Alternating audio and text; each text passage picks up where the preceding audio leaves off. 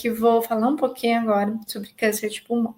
Hoje eu atendi uma paciente de 55 anos, se eu me lembro corretamente, tá? Pode ser que ela veja essa live depois. Então, eu não sei exatamente a idade dela. E ela é oriental, ela é japonesa, ela nunca fumou, nunca. E ela estava fazendo um check-up cardiológico, quando fez um raio-x de tórax, descobriu um nódulo pulmonar de 2,2 centímetros no pulmão direito. E aí o cardiologista encaminhou ela para investigação, para o pneumologista. O pneumologista pediu uma tomografia, a tomografia veio lá um nódulo também no pulmão, suspeito, e aí o pneumologista pediu um PET scan.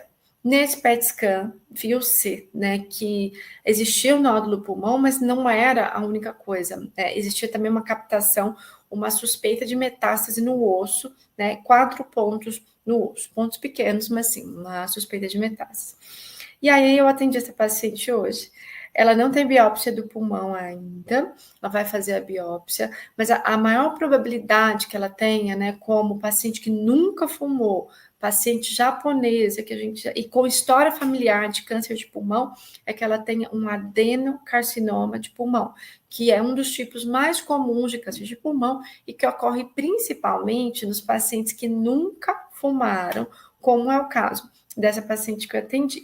E aí eu quero deixar um alerta para vocês, principalmente com relação aos passos do diagnóstico, porque isso gera muita ansiedade e a gente não pode começar nenhum tratamento hoje para câncer de pulmão, a não ser que seja uma urgência, sem saber o tipo e o subtipo do câncer de pulmão, porque existem vários tipos de tratamentos diferentes. Então, qual é a sequência do diagnóstico dessa paciente, né, que eu atendi hoje? Primeiro, vai fazer a biópsia, precisa aguardar o resultado do anátomo patológico, que é a primeira fase, onde vai sair lá, é câncer ou não é? Vai sair lá, carcinoma invasivo, porque a gente não tem ainda esse diagnóstico. Depois da biópsia feita, esse resultado leva, em geral, de 5 a 7 dias. Estou falando de forma geral, né, porque isso depende muito do laboratório, e tem um laboratório que é até antes disso. O segundo passo, então, primeiro saber se é câncer, o anátomo patológico da biópsia vai dar essa informação. A segunda informação importante é um exame que é um exame complementar ao anátomo patológico, que chama imunohistoquímico. O exame imunohistoquímico vai falar que tipo de câncer que é, se é um câncer de pulmão mesmo, ou se é uma metástase. O imunohistoquímico vai dizer sim, primeiro o anátomo patológico vai dizer o adenocarcinoma, imunossuquímico, adenocarcinoma de pulmão. Então, a gente precisa saber o nome, o sobrenome e o subtipo do câncer de pulmão. Mas isso só não é suficiente.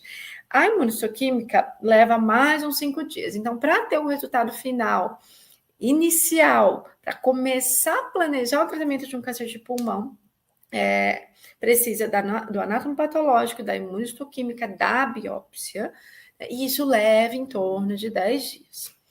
Depois disso, é necessário um exame molecular, porque como eu expliquei para ela na consulta, o exame anatomopatológico da biópsia e o imunohistoquímico, como se fosse um iceberg, ele vê a ponta do iceberg, o que está em cima. Só que como hoje, em 2023, nós temos tratamentos extremamente modernos para o câncer de pulmão, com terapia-alvo molecular, é preciso descobrir o que está embaixo desse iceberg. Então, após o resultado da imunohistoquímica, esse material precisa ser enviado para um exame molecular, que vai ver o que está abaixo dessa superfície.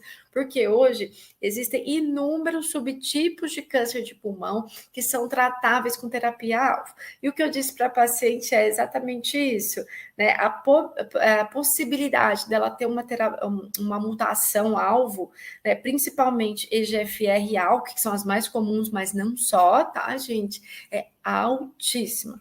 Como ela nunca fumou, tem história de câncer de pulmão na família e também esses parentes nunca fumaram. Como ela é japonesa, oriental, a chance dela ter uma mutação e fazer a terapia-alvo e não precisar de quimioterapia inicialmente é maior que 70%. Então, esse é o plano, né, que eu tracei para ela na consulta hoje. E expliquei para ela também que quando o câncer de pulmão tem mutação-alvo, é mais fácil de tratar do que aquele câncer de pulmão que não tem. E a gente tem hoje, em 2023, graças a essa tecnologia de exames moleculares, de terapia-alvo, né, conseguido cronificar o câncer de pulmão metastático, né, uma doença que antes era gravíssima, com sobrevida curta, né, os pacientes têm conseguido viver anos mesmo com câncer de pulmão metastático. E eu tenho vários casos de pacientes com câncer de pulmão metastático que têm essas mutações e que fazem a terapia-alvo e que estão bem há anos, tá? Aqui eu não falo em meses, eu falo em anos, e sim, estou falando de um adenocarcinoma de pulmão metastático. Essa foi, então, a nossa primeira parte dessa live. Aqui, ó, a Fatinha Peçanha, eu vou aproveitar a pergunta dela, vou falar um pouquinho sobre câncer de ovário, até uma pergunta que eu tenho aqui. Doutora, por que tenho câncer de ovário com metástases, os médicos dizem que não posso operar? Procede isso? Fatinha, depende do volume das metástases, porque existem casos onde os pacientes, né, as pacientes têm metástases no peritônio, que principalmente o local onde é possível operar, que a gente chama de cirurgia de citorredução, onde é possível operar. Então, depende do volume, da quantidade das metástases que você tem no peritônio. E depende do estágio da doença onde você está. Se é uma doença platinocensível, né, que responde ao tratamento à base de platinas, ou se é uma doença platino-resistente, onde o tratamento com as platinas já não funciona mais. Pacientes com doença platino-resistente, em geral, não é possível fazer a cirurgia das metástases. Pacientes com doença platino-sensível e que tem um volume pequeno, baixo de doença metastática, pode ser possível a cirurgia.